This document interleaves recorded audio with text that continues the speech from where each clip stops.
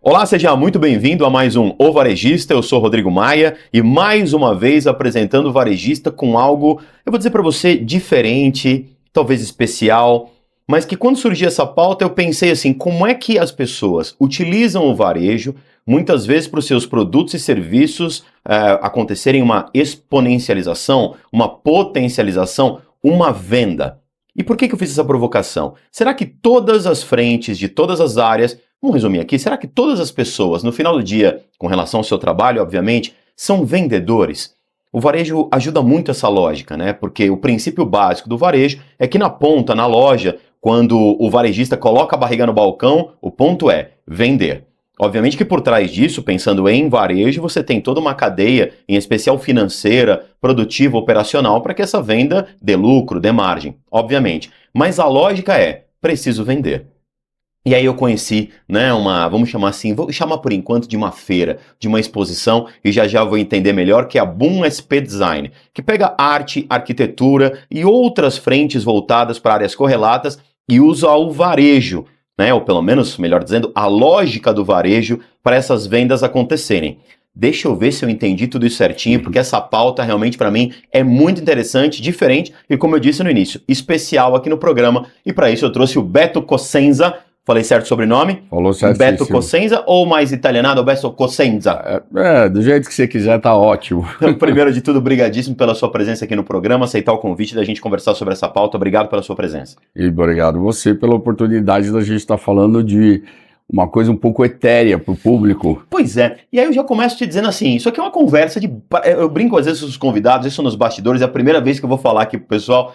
Isso aqui é um papo de bar sem amendoim, cerveja e palavras não muito adequadas, vamos chamar assim. Beleza. Ou seja, vamos falar solto, é só isso que eu quero dizer. É isso aí. Essa introdução que eu fiz, você estava aqui do meu lado, é correto o que eu falei? Então a gente tem arte e arquitetura, você usa a lógica do design numa exposição, numa feira, você pontua melhor para mim, para que eles possam vender os serviços e talvez produtos deles. Entendi certinho, não? Entendeu certíssimo. Eu acredito e defendo desde quando eu idealizei o projeto em 2006 que a arquitetura, o design e a arte reposiciona a marca, ela define caminhos, ela agrega valor, seja dentro da sua casa, seja no ponto de venda, seja onde quer que seja. Você acabou de chegar de um voo, você foi muito impactado por design, com certeza. Então, comunicação visual... O aeroporto tem uma comunicação visual cada vez mais impactada pelo design, em Sim. telões, nos corredores que você passa, não é isso que você está dizendo, Exatamente. Né? Se você vai no banheiro, se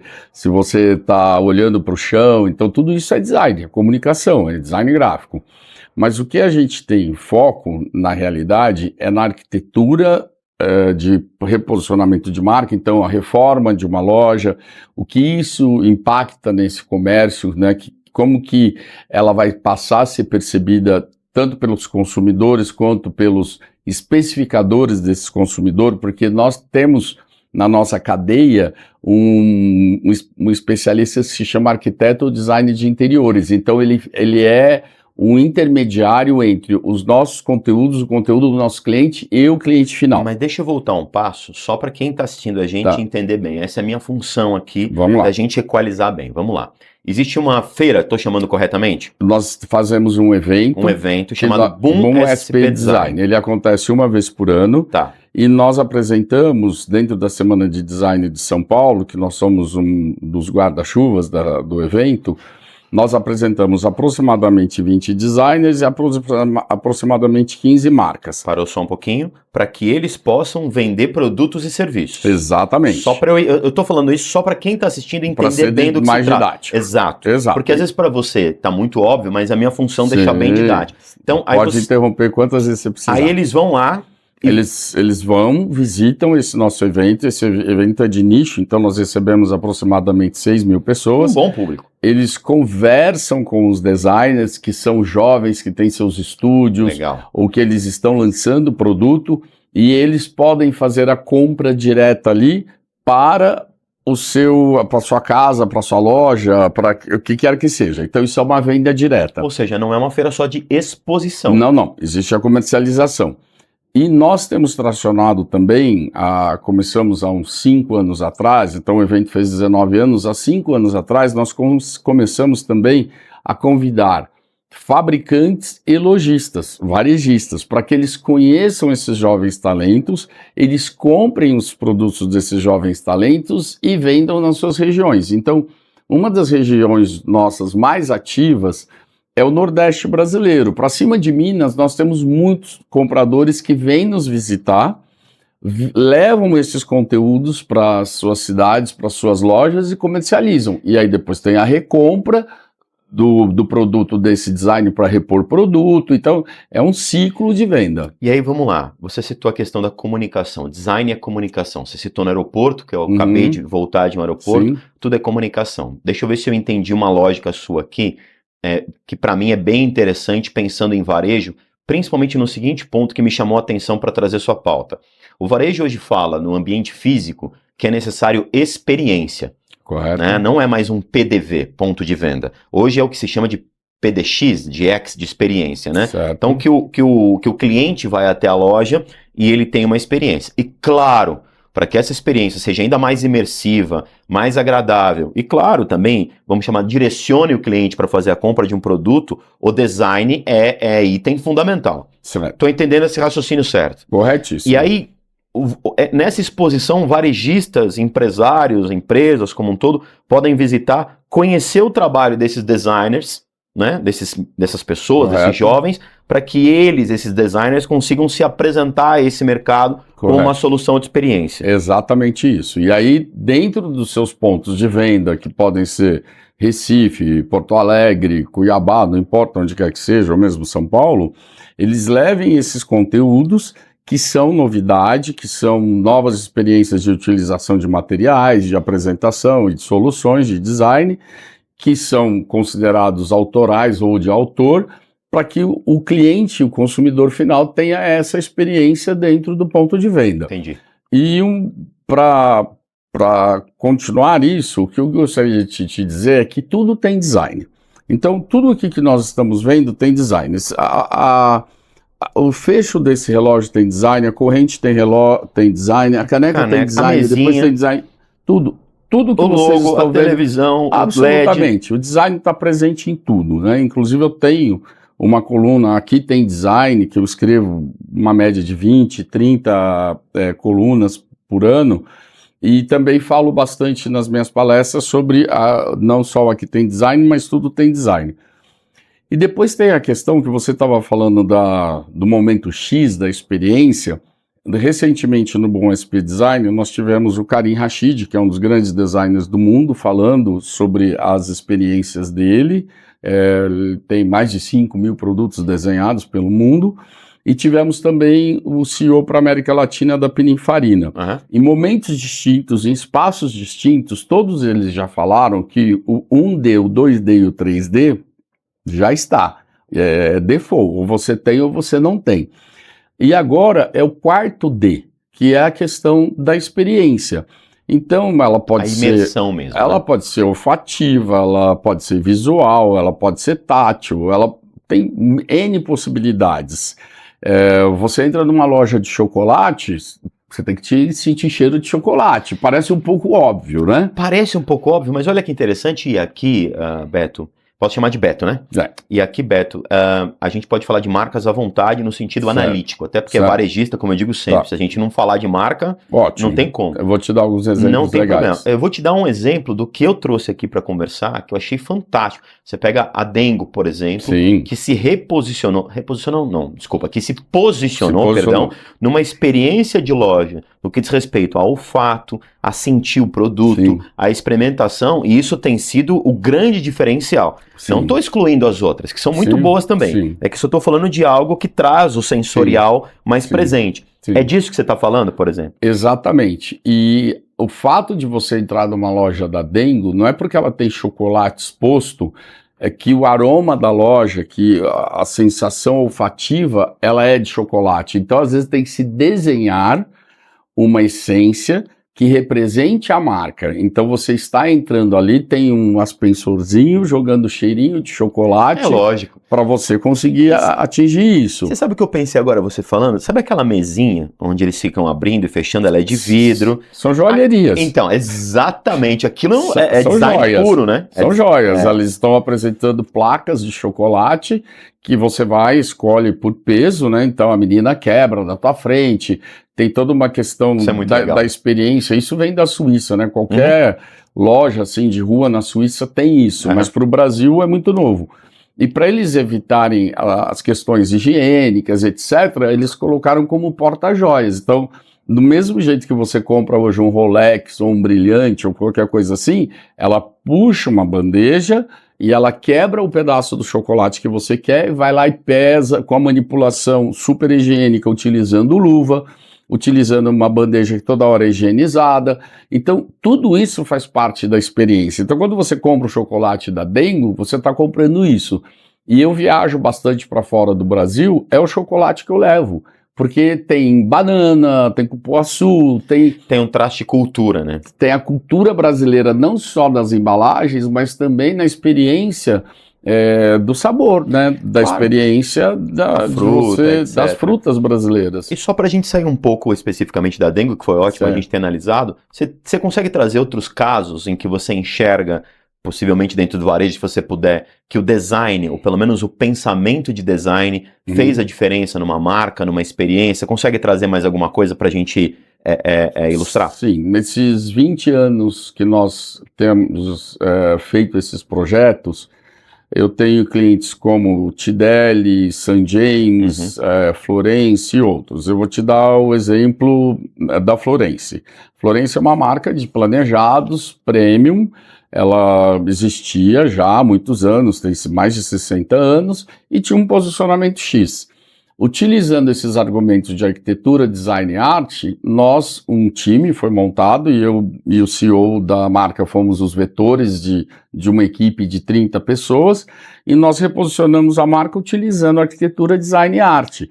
Que isso não é só a questão estética da marca, que ela hoje, a flagship store na Gabriel, em termos de valores de vezes de faturamento, foi absurdo, que até eles ficaram surpresos, mas então não só a questão arquitetônica, nós trouxemos um jovem designer internacional que é o Dror Ben-Chetrit, que fala das questões da natureza, e quando você entra na loja, os produtos têm as questões que envolvem hoje os revestimentos mais ligados também ao tato, a experiência das cozinhas gourmets, etc. E tem olfato, e tem o Gilberto Elks, que nós comissionamos para ser o paisagista. Nós fizemos uma horta em plena Gabriel Monteiro da Silva. Então você tem mexerica, você tem café, você tem hortelã.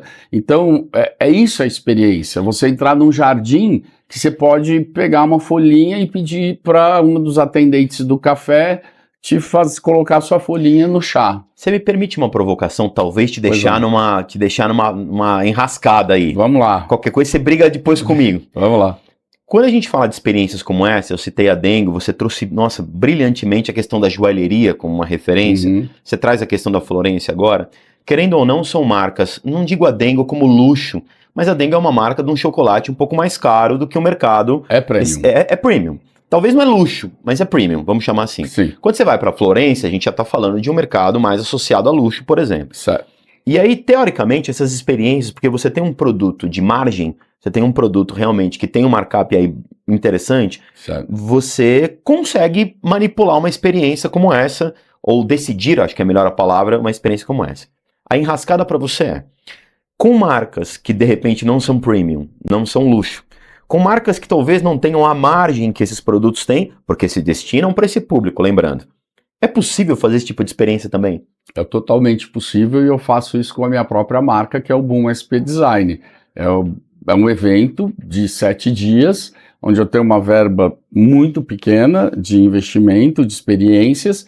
Então, eu trago, nos últimos 6 anos, nós temos trazido designers italianos jovens com uma potência muito grande, onde nós fazemos algumas edições por escassez de bags de evento. Então, só que a minha bag, ela tem um produto que é totalmente ecológico, que é um tecido produzido pela EcoSimple, onde o nome da empresa já é Eco. Então, isso eu já faço há 10 anos. Então, há 10 anos eu já estou oferecendo essa experiência. As pessoas colecionam essas sacolas, essas bags. E essas bags são desenhadas pelo designer do ano, italiano. Então, desenhado na Itália, produzido no Brasil, e que tem um efeito absurdo. Tanto imprensa como visitantes, os próprios expositores, eles querem mais, mas não tem. É a questão da escassez. E nós temos, no nosso caso, que a gente está localizado hoje no Círculo Italiano, nós temos uma varanda linda. Então a gente criou a prainha do Boom SP Design. E todo dia tem Sunset Party. Então, isso é um detalhe muito simples que se cria sem verba, quase. Que é o fato de você reunir pessoas para irem dialogar, conversar sobre design num céu maravilhoso do centro de São Paulo. E eu te fiz essa pergunta pelo seguinte, talvez tenha algum empresário assistindo a gente que fala assim, poxa, mas como eu dei o exemplo da Dengo, daí você trouxe da Florence, fala, pô, mas isso não é para mim, né? Eu não vou ter como fazer um negócio desse. Não por escassez financeira de dinheiro absoluto na mão, mas porque tem um negócio que às vezes não permite. E aí quando você traz isso, eu faço realmente um convite para todo mundo que está assistindo, de visitar uma exposição como essa, e eu digo mais, para ter ideia, Sim. Muitas vezes a gente se fecha, eu falo muito isso para os empresários, Sim. A gente se fecha no nosso mundo e não tem Sim. ideia. Fala assim, não, eu sou vendedor de varejo, eu sou varejista, eu vendo, por favor, vou aqui falar, eu vendo calçado, eu vendo acessório, eu vendo roupa, um varejo tradicional, eu não vou lá nessa, porque não é para mim. E é o contrário, né? Sim. É lá que você vai ter algumas Sim. ideias que você Sim. vai conseguir talvez colocar o teu concorrente, ou esquece o concorrente, vai se posicionar como uma marca diferenciada. É esse o objetivo, né? Pegando o carona no que você falou, eu visito, obviamente, muitas feiras pelo mundo e pelo Brasil e dou palestras por aí, e nelas também, que são focadas na arquitetura, design e arte, mas eu visito também feira de trator. Eu visito feira agrícola, porque às vezes eu tenho uma ideia para um cliente de chocolate que eu estou vendo num evento agrícola. As pessoas não entendem então isso. É o cross de tudo isso, né? E só voltando para a Florence, que é um case bastante importante para a gente no nosso portfólio, ali a gente tem a questão da aromaterapia, a gente tem a garrafinha de água com a marca. Gente, não custa tanto. Então, assim, eu entendo que às vezes tem uma questão de uma marca ela ser pequena, então ela precisa de escala. Então, ao invés de ela precisa comprar no mínimo 2.000 garrafas com a marca dela. Para valer a pena o preço Mas de tudo unidade. Bem, por que você pode vender a sua marca? Você pode vender a sua água. E está tudo dentro da Anvisa, porque os produtores que vendem essas águas, eles estão legalizados para isso. Às vezes, uma sacolinha. Então, depende de como você entrega a água. Então, a água ela não está ali exposta, mas você faz o convite. Você gostaria de tomar água com gás ou sem gás? Mas sabe o que eu acho mais interessante, Beto? Por exemplo, você deu essa ideia da água. Tem algum empresário que está assistindo a gente e falou, putz, eu não gostei. Não tem problema. Certo. Justamente é você ir lá e ter mais 10, mais 15, mais 20, mais 30 ideias, até você encontrar uma que caiba no seu bolso, que você traga uma experiência diferenciada e realmente faça o negócio acontecer. Porque muito empresário senta aqui e fala, não, mas não é tão simples assim colocar uma experiência na loja. Também acho que não é simples. É por isso que tem lugares como esse pra gente poder beber de fonte de repertório. Eu acho que a palavra não é simples, elas são antagônicas, né? A sofisticação e a simplicidade, elas andam juntas. Verdade. Então, o fato de você chegar numa loja dessa, ter um local de espera, eu vi aqui hoje, vocês têm uma bandeja linda, com frutas, café. É bonitinha aquela bandeja lá mesmo. Eu falei, poxa, como vocês são bem tratados e ganham salários milionários, né? Então, assim, olha aí o impacto que gerou. E eu tô acostumado a frequentar muitos lugares com ofertas, né? Com gifts bacaninhas para você experimentar. Eu acho que é uma questão do que você tem, como você faz e como você apresenta. Voltando para Florence, quando você abre as gavetas das cozinhas, você tem as panelas, você tem os garfos, você tem as porcelanas. Quando você abre um armário, você tem os copos. Fica vivo, né? Então, uma empresa que comercializa copo de vidro, de cristal, não importa, de plástico, ele pode ter uma ideia ali, né? Uma empresa que vende panelas, ele pode ter uma ideia ali. No Boom SP Design, voltando, a gente tem uma outra coisa que a gente imprime 4, 5 mil e nunca é o suficiente para distribuição, que é um adesivo para colar no celular com a arte do designer, o nosso Instagram e o Instagram do designer. Então, durante o evento de uma semana, as pessoas falam, você já foi no Boom? Já, porque ele está com o celular lá. Entendeu? Então, assim, o quanto custa um adesivo para colar no celular? Mas é claro, tem que ter uma mensagem, tem que ter um porquê. Tem que ter um motivo. A água, que eu falei, de colocar a marca, de você ter a tua private label de água, às vezes pode funcionar para um barzinho de esquina, né? Nós temos a nossa água. Então você não precisa vender que a Minalba não nos escute, São Lourenço, o que quer que seja, mas assim, você pode ter isso também. Mas você quer experimentar a nossa água? Por que não? Então, mas eu acho que o ponto da água, o que você falou da Florence, da Dengue, o outro, enfim, o que eu gosto dessa pauta aqui, de ter trazido essa pauta para cá, é fazer o varejista ter ideias de como que a experiência pode ser mais integradora. Sim. Talvez, você colocou uma dicotomia interessante aí, o simples e o sofisticado, de entender uma coisa e outra, o que faz sentido para a tua própria empresa, né? Então, sim, conhecer esses artistas é bem interessante. Às vezes a gente está tão preocupado com a empresa, né, no sentido operacional, e tem que se preocupar, que a gente esquece como a arte, às vezes, uma ideia simples como essa, vão mudar tanto um ponteiro do meu negócio, sim, não é isso? Sim, exato. E quando você entra num ambiente, né, eu entrei aqui no prédio, eu vi que ele tem obras de arte espalhadas, etc., e é um prédio que deve ter sido construído aí na década de 80. Ele já pode se modernizar com aquela mesma obra de arte. Talvez trocar a moldura, talvez trocar de lugar, talvez reformar um mobiliário. Então tudo isso faz parte do design que te ajuda a reposicionar o produto que está aqui. O hardware, que é o prédio, ele não vai mudar, meu amigo, ele está lá. Então você pode adesivar o elevador por dentro, você pode adesivar a porta do elevador. Então o design, a arquitetura e a arte traz isso. E no nosso caso, a experiência do design autoral, o design de autor, é que ele não é produzido em milhares, né? Então, às vezes, tem um designer que mostra uma xícara lá no Boom e que ele vai fazer na vida dele, no máximo, umas 100 xícaras daquela, umas 200 ou 1000 que seja. E aí é a experiência do exclusivo.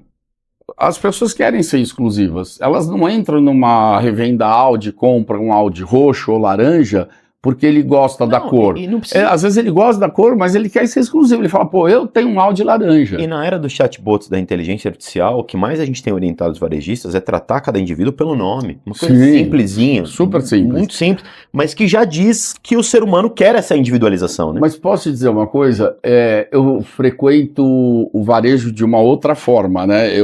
Como eu viajo bastante, eu gosto mais de ir em lojas de rua, porque é da rua que vai para o shopping, né? Antes acontecia, você lança primeiro, eu vou lançar no shopping mais premium de São Paulo a minha loja para depois eu ir para a rua. Tem mudado isso, a rua tem dito muitas coisas pro lojista, pro varejista, e isso fora do Brasil é mais impactante ainda. Sim. Às vezes a forma como você é tratado por uma pessoa dentro de um ponto de venda, dentro de um shopping, ele é tão piegas. Bem, qual que é seu nome? Pô, eu não sou bem, eu não tenho nome. Pois não, posso te atender? Às vezes é mais simpático ao atendimento ele ser menos íntimo naquele primeiro momento e depois durante a conversa a gente ir perguntando, pô, Rodrigo, irmão, qual que é seu nome? O que você gostou mais? Você gostou mais do preto, do branco, do azul? Então eu acho que isso entra na questão do design de atendimento. Eu também dou aula para isso, eu dou treinamento de como as pessoas abordarem o consumidor premium, médio ou de um perfil mais baixo, porque às vezes ele não quer ser chamado pelo nome. No caso nosso do design e da arte, existe uma certa distância entre o comprador e a pessoa que está oferecendo. Ela não chega como no varejo, que se hoje você for qualquer shopping, o cara te fala, oi, qual que é seu nome? Meu nome é Beto, o seu é o Rodrigo. Ah, Rodrigo, olha, eu tenho uma coisa aqui especial com preço ótimo. Cara, você não entra numa Louis Vuitton porque tem preço ótimo. Você entra porque você quer experiência. Não, e outra coisa, às vezes você. É porque tudo. Eu falo muito isso para as pessoas, né? É tão individual, que você precisa ter, né, um conhecimento, um repertório, para entender um pouquinho a pessoa, se ela chegou querendo só olhar, né? De você saber pedir uma licença e colocar alguma coisa, até você perguntar o nome, saber, pode andar um pouquinho. Mas deixa eu te falar uma coisa que é importante a gente encerrar. Boom SP Design, fala o dia, fala o horário, fala o local, dá as informações, porque a gente falou tudo isso, o pessoal quer visitar, né? Então traz as informações antes da gente encerrar, Beto. Acho que a forma mais simples de se aproximar da nossa plataforma é o seguir nosso Instagram, que hoje é a nossa forma de comunicar, porque a minha base, arquitetos, designers de interiores, compradores de arte, eles estão conectados nessa plataforma, que é o Instagram, que você pode pôr aqui no lettering, que é @boomspdesign. Ele vai acontecer em março do ano que vem, é uma vez por ano. A semana passada nós fizemos e sentimos necessidade no mercado de começar uma feira paralela a grandes eventos de arte que estão acontecendo no Brasil. Eu, quando vou para Design Miami, Arte Basel, tem 20, 30 feiras acontecendo. Então nós começamos a nossa de forma muito humilde, com artistas independentes, recebemos 500 visitantes, então ano que vem a gente quer receber 1.000. Eles conseguiram interagir, comercializar com essas pessoas.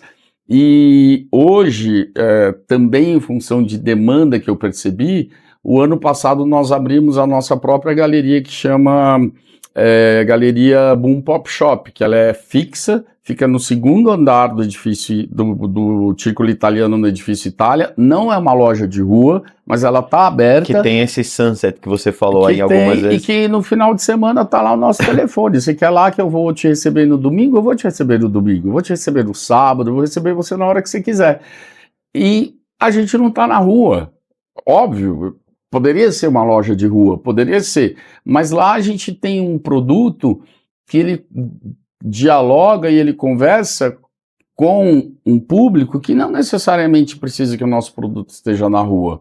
Ele sabe onde achar, ele procura isso. Mas acho que o importante é ir lá, depois de tudo que a gente falou, conhecer e ter ideias. Ter experiências. Rua, shopping, né, água, joia, seja o que for, ter ideia e ter experiências de arte, de design. Beto com Cosenza, né? Isso aí. Cosenza, né? É isso aí. Muito obrigado pela sua presença, Beto. Brigadíssimo por essas informações. Uma pauta tão diferente, uma pauta tão importante pra gente, olhar um pouco pra arte, olhar um pouco pra design, já que a gente fala tanto de experiência no varejo. Agradeço muito as informações e muito boa sorte no seu trabalho com arte e design. Obrigado, viu? Venha nos visitar e vocês todos que estão por aí, olha, a gente está super aberto, montar essas experiências para vocês dentro do nosso espaço. Perfeito. Esse foi o primeiro bloco do Varejista. Eu volto daqui a pouquinho, tá bom? BMC News, informação que gera valor. Até já.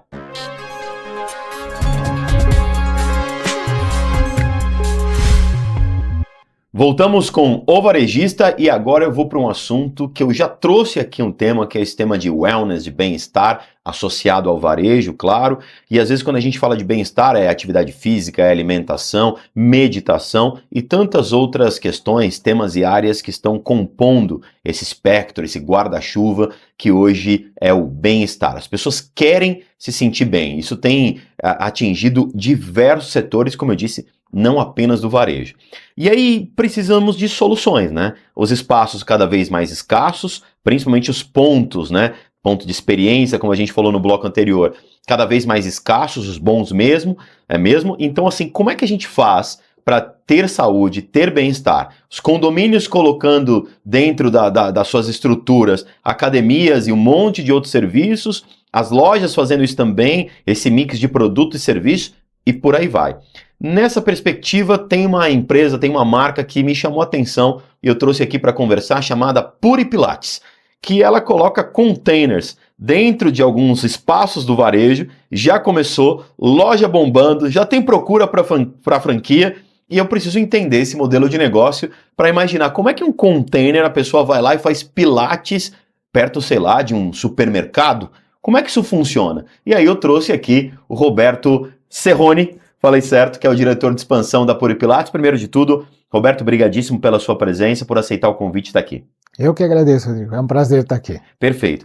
Fiz a introdução correta, Roberto? Esse é o ponto, assim, as pessoas hoje, a gente já fala do modelo de negócio da Puri Pilates, mas assim, as pessoas hoje têm procurado lugares, horários, formas alternativas de se sentir bem? Sim, sem dúvida. Essa introdução foi perfeita.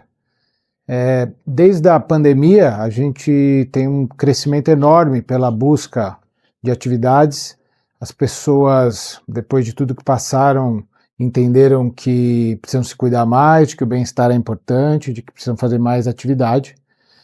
E junto com isso houve um crescimento enorme imobiliário, muito nas cidades, e os pontos começaram a ficar de difícil acesso, de difícil custo.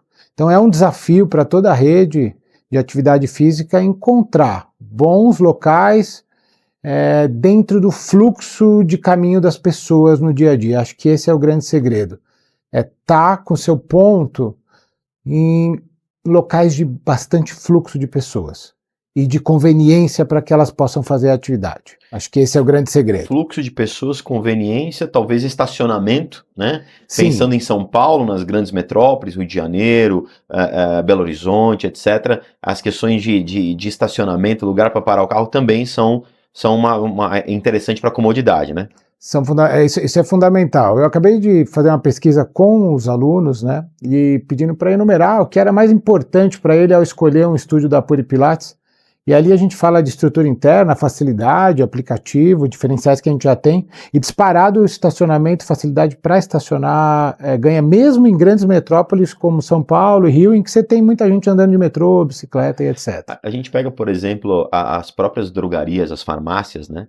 Hoje, quando elas escolhem lugar, todo mundo fala assim, nossa, o terreno, a farmácia ficou pequena, né? E o estacionamento é gigante. Porque é o seguinte, hoje para a pessoa decidir entrar numa farmácia, ela tem que olhar para a farmácia e ter uma vaga para ela parar o carro, senão ela vai para a próxima, que já tem numa outra esquina, e na outra. E onde tiver o lugar, ela para, né? Sem dúvida. Por exemplo, tem uma farmácia de um lado da calçada, do outro lado, ele vai parar aqui se tiver estacionamento para ele, né? Então, assim, as próprias farmácias pensam nisso. Bom, e nessa história, como é que você encaixa o Pilates nisso? Qual é o ponto, de onde veio o Pilates para entrar nessa história? Imagina que hoje a gente tem mais de 400 unidades operando pelo Brasil. E em algum momento a gente começa a perceber a dificuldade de encaixar bons pontos comerciais dentro do custo que o nosso segmento ele tem como teto para funcionar. Então esse sempre foi o desafio, a gente sempre pensou muito nisso. Nós trabalhamos, por exemplo, com 2 softwares de inteligência artificial para achar o melhor ponto possível em cada lugar. Então isso é chave no nosso negócio. Pensando muito nisso, a gente entendeu que as redes varejistas elas têm espaços ociosos em que a gente podia estar lá com o Pilates. Para a rede varejista é muito interessante porque eu trago esse público ali que normalmente vai 1 ou 2 vezes no mês fazer compras, eu trago ele 2, 3 vezes por semana para fazer aula de Pilates. As redes entenderam também que tem de ser hoje um centro de distribuição de serviço, não só de venda de produto. Então, pensando em tudo isso, a gente desenvolveu essa nova estratégia de ter um container dentro dos supermercados para atender o público de Pilates. Não é um container comum, é um container que tem 35 metros quadrados, são 2 containers acoplados, um projeto especial com um fornecedor que a gente desenvolveu ao longo de 6 meses, todo de vidro, e que a experiência do aluno é a mesma do que se fosse em um estúdio num ponto comercial normal, com 35 metros quadrados. Inclusive esse é o grande desafio, né? É a gente proporcionar a mesma experiência dentro do container num estúdio convencional. Então, pensando nisso tudo, desenvolvemos o container, colocamos para testar, ele já está funcionando há 3 meses numa loja em São Paulo, uma grande rede varejista, um baita sucesso, e a partir daí agora é mostrar para o mercado essa solução e começar a replicar. Quantos metros tem esse container? 36 metros quadrados. 36 metros quadrados. São 2 acoplados de 18, eles vêm acoplados, então são 36 metros quadrados, que é o mínimo exigido dentro da rede para um ponto comercial comum. Então, quando uma pessoa procura um ponto comercial comum, a gente tem como mínimo 35 metros quadrados. Então, a gente conseguiu replicar no container a mesma medida. A gente tem, é claro, é importante dizer, alguns projetos especiais um pouco menores. como por exemplo no Copan. O Copan exige um lugar um pouquinho menor, então a gente tem. Como uma rede que tem Copan, quiosques. para quem não sabe, é um prédio muito famoso, um edifício muito famoso no centro de São Paulo. Isso, Tá? boa, obrigado. Imagina. E é como uma rede que tem quiosques, né? Ela tem a loja comum e tem o quiosque também. Então a gente tem alguns projetos menores, mas em geral o mínimo era 35 metros quadrados, para que tenha uma boa experiência com os aparelhos e etc. Né? Mas aí me fala uma coisa, eu tô tentando imaginar o container olhando aqui para o estúdio, assim, etc. Qual que é o espaço que é necessário para fazer um Pilates? Tem um instrutor? Não tem? A pessoa vai com o aplicativo? Como é que ela entra lá? Como funciona? Como é que é a operação desse container com o Pilates? Para o usuário final, ela é exatamente igual a de um estúdio comum. Né? Ele é um estúdio comum. Imagina você tendo só a facilidade de poder parar no estacionamento de um supermercado. Nesse caso, em muitos hoje, sem custo nenhum para estacionar, com a segurança de um estacionamento, você para o seu carro em frente ao estúdio de Pilates, que a casca dele hoje é um container, mas poderia ser qualquer outro, e você faz sua aula normalmente. São 4 aparelhos de Pilates, um instrutor, até 4 alunos por horário. A aula em si é exatamente igual à de um estúdio normal. A grande questão é a facilidade que a gente traz para o usuário. Então a gente coloca dentro do fluxo de idas e vindas dele de casa e dentro de um centro de serviços que viraram os grandes varejistas, com lavanderia, com Pilates, com o supermercado em si, drogaria, etc. É só mais um serviço acoplado. Eu preciso trazer essa questão que eu vou te trazer, que é o seguinte, muita gente fala, fazer Pilates é caro, né? E aí você vai para os estúdios tradicionais, e se você fizer um comparativo, porque caro e barato é muito relativo com várias coisas. Então quando eu falo caro e barato, eu não estou falando 100, 200, 500, 1.000, 2.000, 5.000. Tá bom. Eu não estou entrando no mérito do valor absoluto. Mas quando você compara, por exemplo, uma aula de Pilates com outras aulas semanais ou de 2 vezes por semana, de outras atividades similares, como as pessoas acreditam que seja, sempre lembrando, um alongamento, uma academia para você fazer uma musculação, né? Você pega o fenômeno. Aqui a gente pode falar de marca, tá? Fica à vontade. Tá bom. A sua loja eu sei que é no Pão de Açúcar. Isso, não tem problema nenhum, né? Desde que a gente faça uma análise e não fica aqui enaltecendo e nem destruindo uma marca, tá tudo certo. Tá já. Então, quando você pega, por exemplo, o fenômeno Smart Fit, Sim. que tá, assim, colocou as contas aí, apresentou as contas de um lucro milionário, né? Já de lucro milionário, crescendo absurdamente. E aí você pega valores e você compara com o Pilates, estúdios tradicionais, mais uma vez. Um Pilates é mais caro. O Pilates ele é mais caro. Minha pergunta para você é, com esse modelo você consegue estruturar um custo aí pro cliente final mais interessante? A ideia de custo para o cliente final é a mesma. A grande diferença é o custo para a pessoa que opera a unidade. Essa é parte importante da estratégia, que a gente não comentou e eu acho que é interessante comentar. Para eu estar dentro de uma loja, nessas grandes redes, eu tenho um valor de aluguel médio, claro, tá? Para o nosso tamanho de operação, e aí isso depende muito de cidade para cidade, mas o que eu posso te dizer é que no estacionamento eu tenho esse custo diminuído pela metade. Então, o que eu pagaria para estar numa loja dentro do mercado mesmo, vocês ficarem dentro da loja, se eu tenho essa loja num container no estacionamento, eu pago metade desse valor. Então, eu trago algo muito competitivo para o operador da loja, para o franqueado. Margem. A margem é muito grande e com todos os benefícios que a gente falou, de estacionamento, de segurança, de praticidade. E para a loja, a questão de eu deixar o consumidor lá 2, 3 vezes por semana, que é algo super importante lá hoje para o varejista, né? Trazer esse cara cada vez mais tempo, manter ele cada vez mais tempo dentro da rede.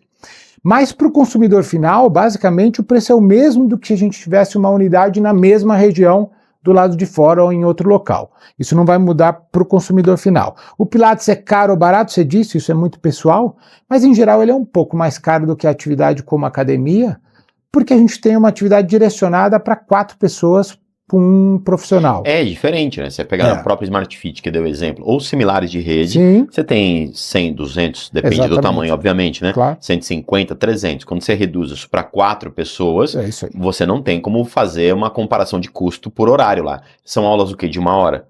São 55 minutos. 55 minutos. Então, isso. durante 55 minutos você tem 4 pessoas. É isso Quantas aí. pessoas durante 55 minutos passam numa academia, né? Exatamente Nossa essa Senhora, é a conta. você faz, Exatamente não dá isso. para fazer essa comparação. Mas eu queria dizer porque muitas vezes o cliente final, ele se assusta. Quem não conhece um Pilates, eu já fiz algumas vezes, etc, eu sei como funciona, se assusta, fala, nossa, é diferente, né? Sim, Porque sim. a tua impressão, às vezes, é de que é uma coisa tão simples quanto um alongamento, né?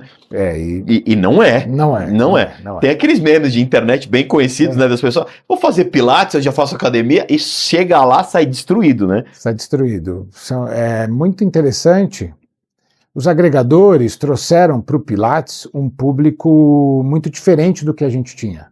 Hoje, a gente tem na rede cerca de 20 mil alunos, mas se a gente incluir os agregadores, esses números eles aumentam demais. E muitos desses são pessoas que fazem o Pilates como complemento de um outro esporte. Então a gente trouxe um público muito mais jovem para o Pilates com o agregador. Então você gosta de fazer algum esporte? Qualquer outro? Não. Nossa, faço bastante. Diga, Bike, natação, corrida e musculação. São esportes que a gente tem muito lá. Então o cara gosta e faz bike e usa o Pilates como suporte e apoio para que ele não se lesione no principal esporte dele. Então essa turma invadiu o Pilates e entendeu que ali você tem uma atividade muito importante. É muito interessante quando chega uma pessoa de musculação, por exemplo, e ela começa a fazer os exercícios no Pilates e ela vê que é completamente diferente, trabalha músculos completamente diferentes, de intensidade diferente, eles ficam até tremendo, assim, é divertido de ver no primeiro momento, né? Gostei dessa, né? É divertido de ver, porque vai aquele cara lá todo assim, nossa senhora, eu sou, né? E vai, sai dali aí, todo, e aí quando começa o exercício, porque é realmente diferente. Então, a gente cresce muito no Brasil, o Pilates vem crescendo, a gente está desde 2009 com Pilates. Mas é com lojas tradicionais.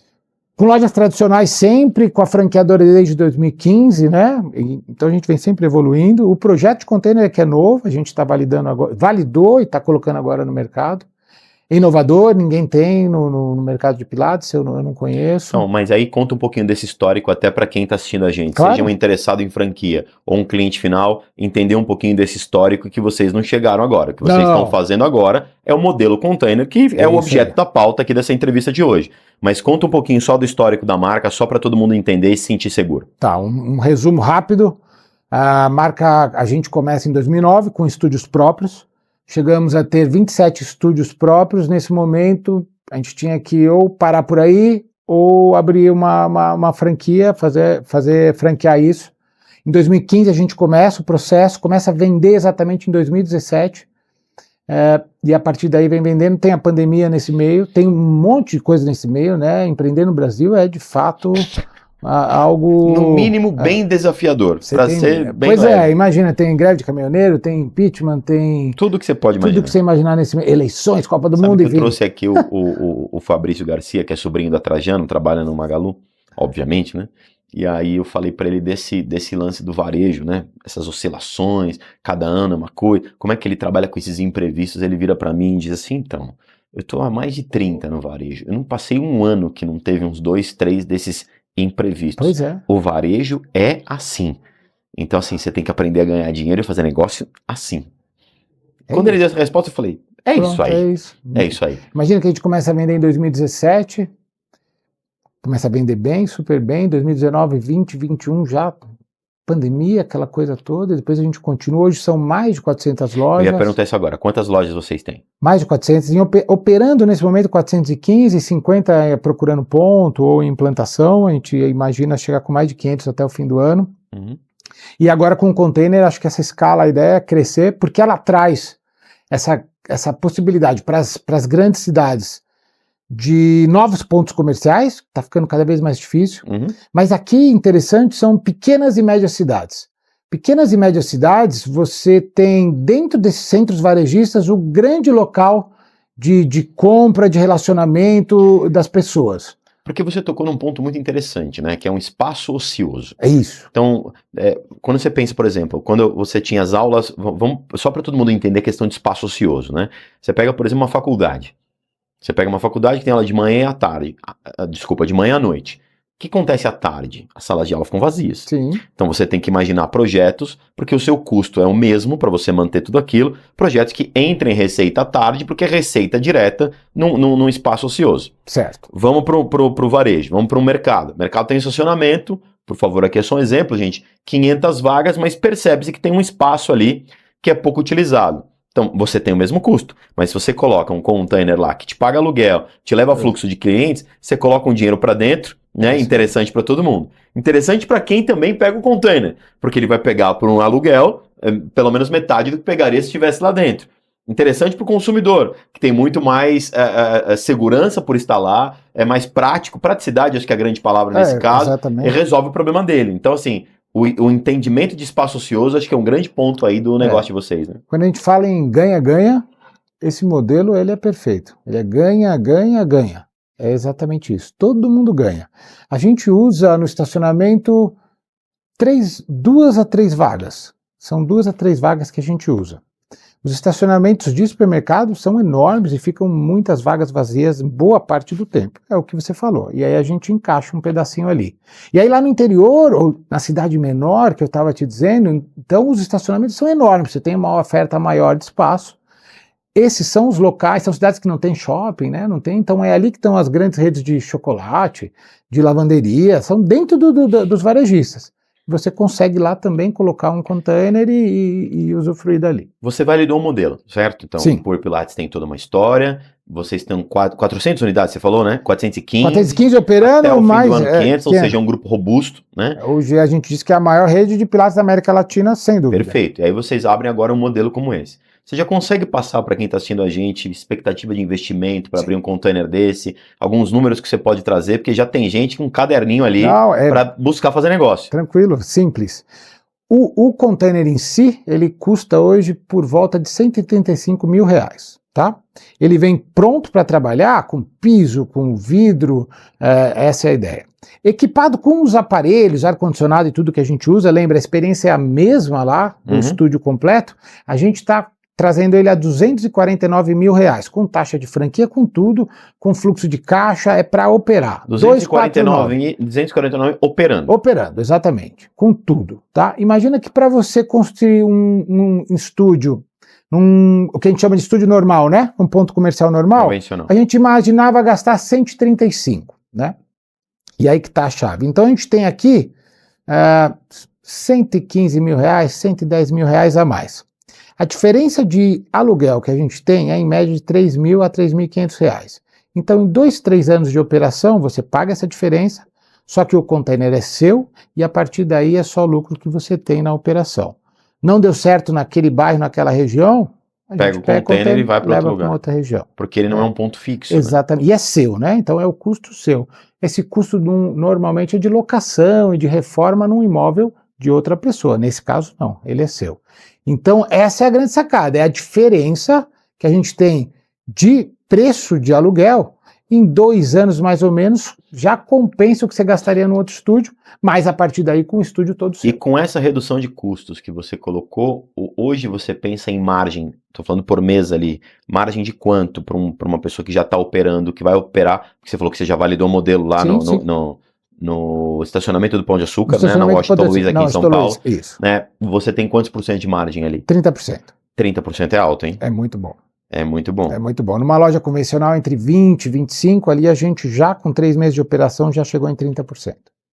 Caramba, 30% é bom. É muito bom. É difícil achar algo parecido. E quando você pensa nesses 249 mil de investimento, com esses 30% de margem, quanto tempo eu recupero 250? Em 3 anos. 3 anos? 3 anos. 3 anos é um tempo. No estúdio convencional, a gente tem conseguido em 18 meses.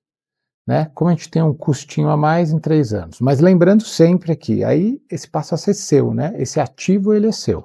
Que no outro caso a gente não tem. No outro caso não tem. Se você fechar a loja, você não tem um ativo. Você toda a reforma que você fez fica lá. Fica lá. Exatamente. E você funciona. E quem você entende que é um perfil de franqueado? É investidor? É profissional de saúde? É um profissional de atividade física? Quem que você entende que é um perfil de franqueado para esse tipo de negócio? Aí já vem muito... Ou, desculpa, só um complemento. Ou tem que ser um investidor com alguém da área de saúde? Não, aí já vem muito da história da Por Pilates, né? Independente do modelo do container ou não. Nós, desde o início, Nós somos uma empresa com um DNA muito digital desde o início, então a gente facilitou muitos processos, a gente tem um sistema próprio, aplicativo próprio, trabalha com inteligência artificial já há muito tempo. Então o nosso franqueado, ele é o cara da saúde, o professor, o profissional da área da saúde, fisioterapeuta, educador, enfermeiro, mas também uma pessoa que quer empreender e ter uma franquia qualquer. Ele não precisa ser especificamente da área da saúde. A gente tem todos os cursos, todos os acompanhamentos, a gestão. Eu tenho muito mais franqueados que não são especialistas em Pilates ou área da saúde do que o contrário. Uma pessoa que quer se aposentar, um aluno que gosta do modelo e abre o seu estúdio. Então, a gente, na verdade, a Puri Pilates é feita por empreendedores de todo tipo. Diferente de segmentos que você tem de ser muito... Sim, é por isso que eu perguntei, né? Porque... No nosso caso, a gente tem pessoas que saíram de empresas enormes para abrir franquias, e quando eles me falavam isso, eu falava... Por favor, pensa bem no que você está fazendo. Você tem certeza disso? E hoje tem 5, 7, 10. Eu tenho franqueado com 25 unidades. Tem uma característica muito forte de multifranqueado. Eles gostam muito do negócio e vão crescendo e vão se mas com margem de 30%. Claro que isso não é uma mágica, óbvio, né? Sim, sim. Tem que trabalhar bastante, mas com margem de 30%, até eu quero abrir mais de uma unidade quando você vê que o negócio funciona, né? E o risco muito pequeno quando você coloca o que você gasta nisso e o que ele te traz, né? É um risco muito pequeno. E aí eu acredito muito no container também para esse multifranqueado. A gente falou um pouco disso, né? Eu acho que esse cara, ele vai hoje em bairros que você realmente não... Você já tem 2, 3 unidades naquela região e você não consegue achar mais ponto. Ali a gente vai multiplicar muito, o container vai trazer solução importante. Nas grandes redes varejistas, mas como você falou também numa farmácia, por exemplo. Olha, para a gente finalizar, eu fiquei curioso com uma questão assim. Quem faz Pilates hoje? Público. Público mais jovem, público de meia idade, público mais velho, pensando em faixa etária, como é que você vê não, né? Como é que você identifica, porque são números reais dos alunos, né? Como é que você identifica isso hoje? Ainda o nosso grande público são mulheres entre 30 e 65 anos, tá? Mulheres entre 30 e 65, ainda. Hoje você consegue dizer que corresponde a mais ou menos quanto? É mais ou menos 50%, tá? 50%? É bem relevante, né? Mas, como eu te disse, com os agregadores, no nosso caso, a gente trabalha com um agregador, a gente trouxe muita gente jovem. O que é um agregador? É o Wellhub. O Wellhub é o nosso parceiro, né? A gente tem outros no mercado, nós escolhemos trabalhar com eles. Com eles, a gente trouxe muita gente jovem e homem. Então, até 3 anos atrás não tinha muito homem no Pilates, e agora você vê muito homem no Pilates. Existia um certo preconceito mesmo, a gente falou um pouco sobre isso. E hoje, essa possibilidade de fazer o Pilates como suporte para um outro atividade, trouxe muito homem e gente jovem. Então, a gente aos poucos vem quebrando dos jovens. Tem jovem vindo fazer Pilates? Muito jovem. Caramba. Muito jovem. Que legal. Que bom, né? Que bom que as atividades físicas nesse sentido estão ganhando relevância para o público jovem também. Exatamente. É isso. Roberto, obrigadíssimo pela sua presença, obrigado pela entrevista, trazer um modelo de negócio tão diferente, né? Pilates no container, de uma marca que é a Puri Pilates, que já está consolidada nesse mercado, com mais de 400 lojas. Então é importante, eu sempre gosto de trazer novidade para o público. Agradeço demais a sua presença. Muito obrigado mesmo. Eu que agradeço, espero que vocês tenham gostado. Com certeza a gente gostou muito. Esse foi o Varejista, eu sou Rodrigo Maia e mais uma vez informações que realmente trazem a você um conteúdo diferente, um conteúdo para você anotar, aquele conteúdo para você assistir de novo a entrevista, tirar suas dúvidas e fazer muitos negócios, tá bom? Eu encontro vocês na próxima semana, no próximo Varejista. BMC News, informação que gera valor. Obrigado e até a próxima.